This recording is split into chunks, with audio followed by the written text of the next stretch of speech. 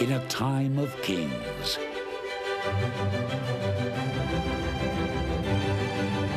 In a world of commoners. An ordinary physician came to court to fulfill a royal favor.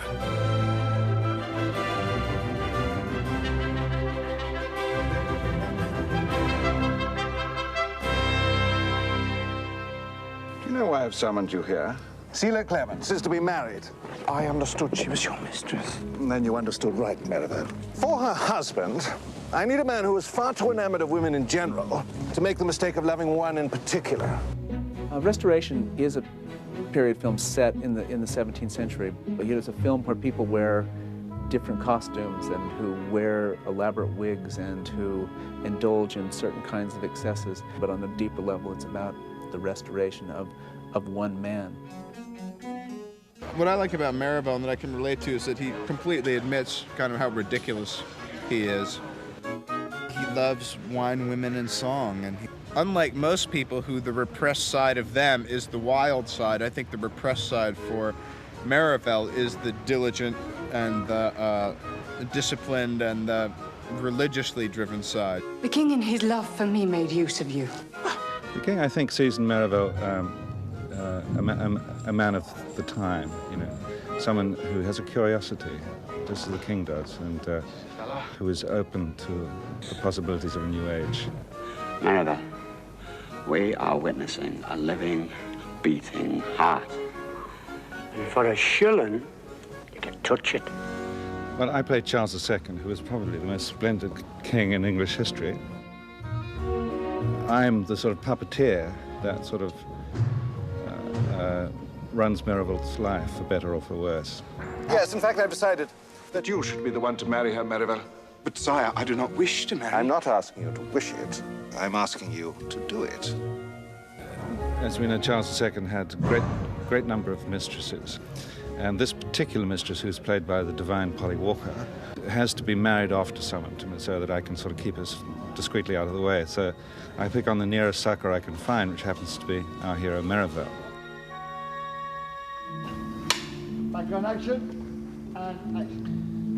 And for her husband, I need a man who is... It's very hard to make a beautiful movie that's also funny. I think that's very difficult. And that was sort of what we set out to do, you know, to create, you know, beautiful images without them alienating you from the vitality of the characters.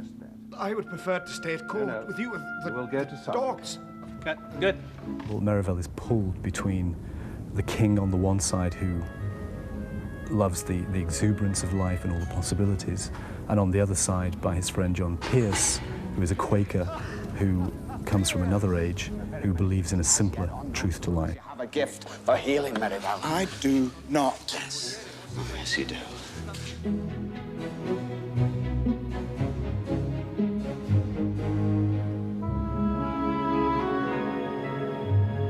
I've done the one thing forbidden by the king. I've fallen in love with my wife. May God help you, sir. You have driven yourself out of paradise. What'll I do?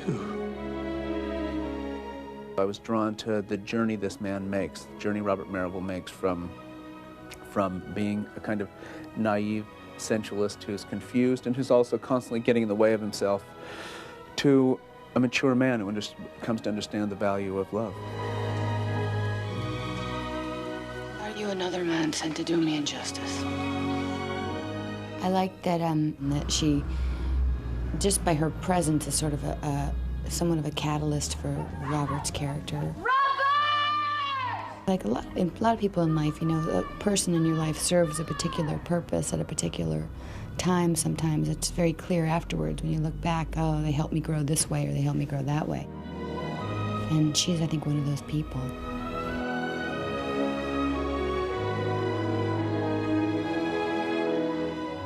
Find a lady.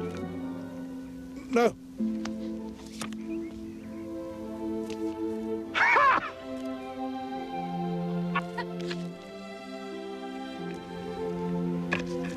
But how? Simple. Well, I play the deeply unpleasant Finn. My dear Flynn. No, Finch. Ah, Finn. He's a court painter. Well, he's a painter. You must not show this painting to anyone. You must, I think, burn it. Disgustingly ambitious, and disgustingly self-obsessed, and just plain disgusting, really. A commission? From whom? Robin Hood? Robin Hood. Oh, yeah. My Lincoln Green. How funny. Not Robin Hood, the king.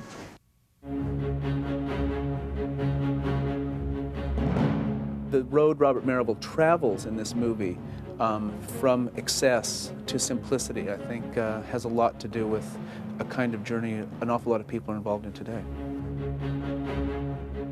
What appealed to me was this notion that we all have within us some great hidden talent, some secret, something that what our real ability or our real self is.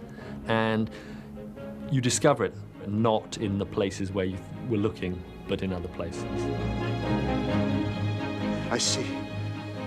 I see.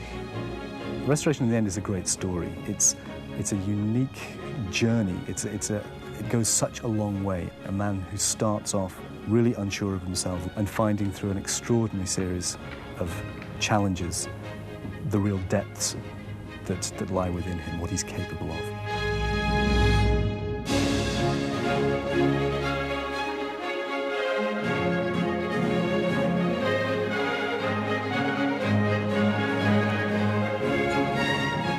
I fear I'm dreaming. No, Merivale, you are awake.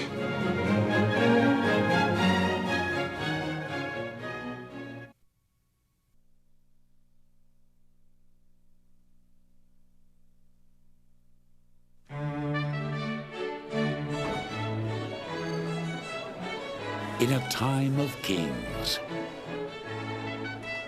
in a world of commoners, an ordinary physician came to court to fulfill a royal favor. Do you know why I've summoned you here?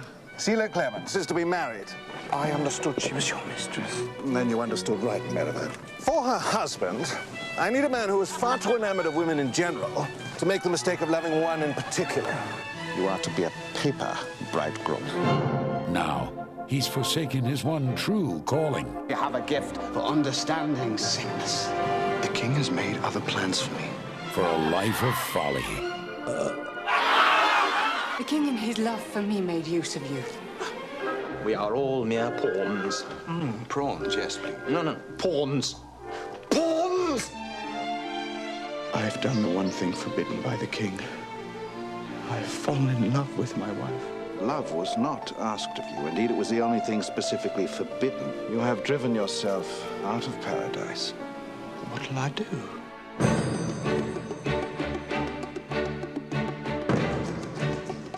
May God help you, sir.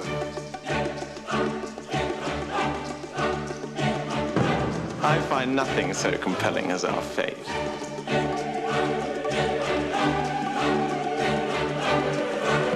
Are you another man sent to do me injustice?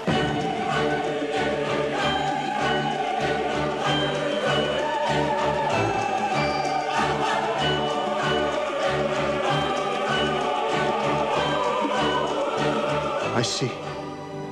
I see. Robert Downey Jr., Sam Neill, Meg Ryan, David Thewlis, Polly Walker, and Hugh Grant. I fear I'm dreaming. No, Merivale, you are awake.